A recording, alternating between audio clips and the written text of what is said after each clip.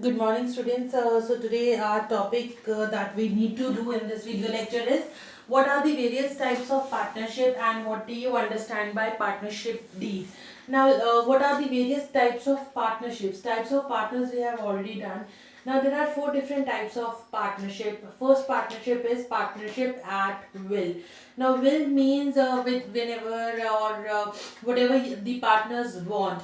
Now this such partnerships are created at the wish or at the desire of the partners with mutual consent. So if people agree to be partners and they are ready to share profit and losses, they are ready to contribute their capital for the business venture, that partnership can be formed with mutual trust, and it can be over at any time whenever any partners desires so for its termination.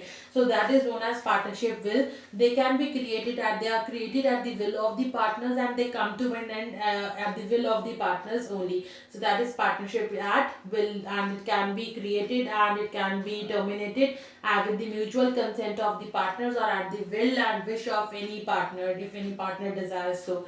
Then the second is particular partnership. Now such partnerships are the partnership that are created either for a particular purpose or time. Like for example, say there was a contract that was out, and that contract was for the construction of a dam. Now if I wanted to take up that project as sole proprietor, it wanted capital which I did not have. But if I will admit to more other people and we three work together, then our capital can be shared and we can together take up this contract of construction of a dam. So what I did, we three formed a partnership, and now that partnership was only for the construction of the dam. So moment that construction is over and that dam, that project is over, our partnership is going to come to an end, because that partnership was a particular partnership as it was formed only for a particular purpose.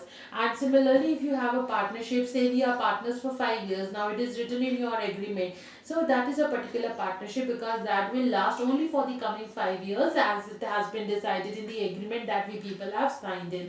So particular partnerships are either for a particular purpose or they are for a particular period of time, and it comes to an end when that particular purpose or when the time that is there in the agreement gets over.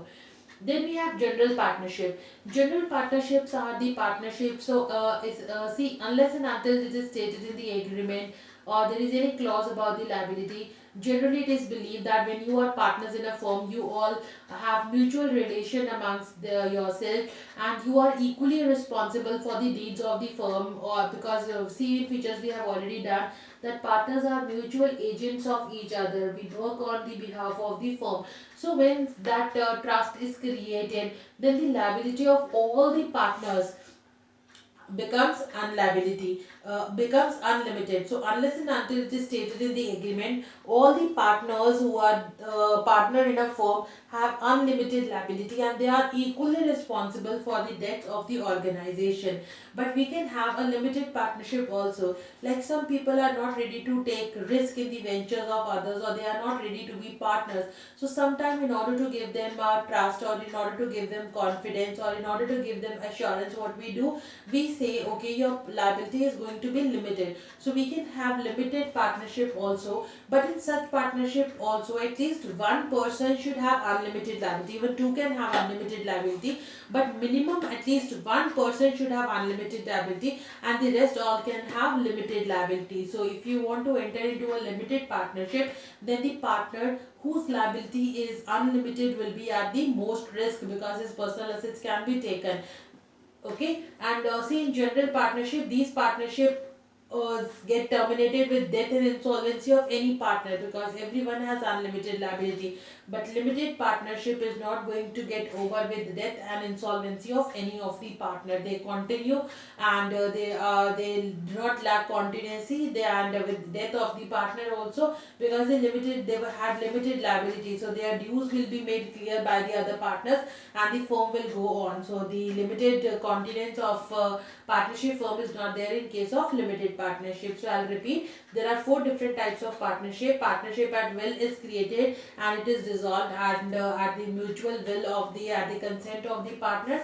Particular partnership is created for a particular purpose or for a particular period of time, and it comes to an end when that purpose and time is over. General partnerships are partnership where all the partners have unlimited liability, and these are terminated with death, insolvency, imprisonment, anything like that. When a partner is not available, then this term partnership comes to an end. Unlimited partnership are those partnership where at least one person should have unlimited liability and rest all can have limited liabilities.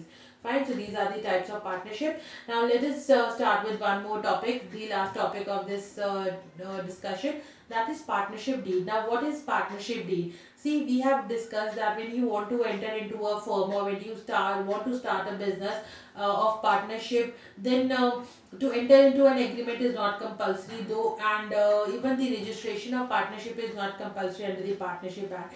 But yes, if we have an agreement between us, if we have a deed between us, then all the terms and conditions, all the rights and duties of each partner are clarified and conflicts can be avoided. Like for example, let's say A, B and C, three persons on mutual trust, they enter into partnership, they invested 5 lakh rupees, 15 lakh. Now at the end of the year, they have a conflict. C says that he has worked more for the organization as he is the active partner, so he should be given more profit, to which B and C does not agree. A says that he has contributed more capital, so he should be given more profit, to which B and C are not agreeing. So at the end, there can be conflicts between the partners when you have not decided things amongst yourself previously. So it is always advisable that when you are entering into a partnership firm, there is a mutual trust that is created. But in order to maintain that mutual trust, there should be a agreement that you should agree on certain terms and conditions that might create a confusion and puzzles later on. So in order to avoid that conflict and confusion, what we do, we enter into a partnership deed. Now what is partnership deed? This is a written agreement. Written, it can be oral also, but obviously if it is in writing, it can be, taken as an evidence in court by the partners. So it is always advisable to have a written agreement. But even oral partnership deeds are not illegal. We can have a oral partnership deed as well. So the written agreement that specifies the terms and conditions that governs the partnership is known as partnership deed. Now when a partner has to get salary, when a partner, what will be their profit sharing ratio, who will contribute what amount, all the terms and conditions are going to be stated in an agreement, and every partner will mutually agree to all the terms and conditions. And once that deed is signed, then it becomes a written proof. A copy of partnership deed is given to the registrar for registration. And once you have a partnership deed, then all the possibilities of having confusion and conflicts later on can be avoided. Now partnership deed, you can have various innumerable number of things.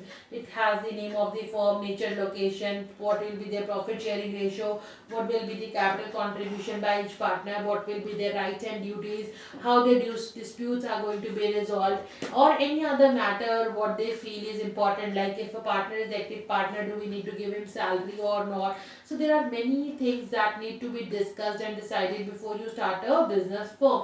So all the things and all the terms or all the conditions are decided between the partners, and they have a partnership deed. Now what will happen if the firms are not registered, or they do not have a partnership deed? Then there will be a lot of confusions. Now if there is no deed, the major or the firm is not registered, the biggest drawback that firm is will have, that they will not have any legal right here in India. Any legal right means they cannot sue any other party, they cannot sue each other, they cannot sue their vendors, they cannot sue anyone, they cannot sue their customers, they will not have any legal right if their partnership is not registered. Means if their partnership is not registered, then government or the law is not going to interfere between the conflicts of the partners. But yes, if a partnership firm is registered, and then it has the legal rights, and then you can sue others, you can be sued, firm can sue partners, partners can sue each other. So all the legal rights that an individual has in our country, that firm is going to enjoy. But if that firm is not registered, you will lose all your legal rights. So what you have to do today, you have to do this topic, what are the various types of partner, and what do you understand by partnership deed, and how the legal rights of partnership firm is affected when you have a deed and when you do not have a partnership deed, or when the firm is registered, or and when the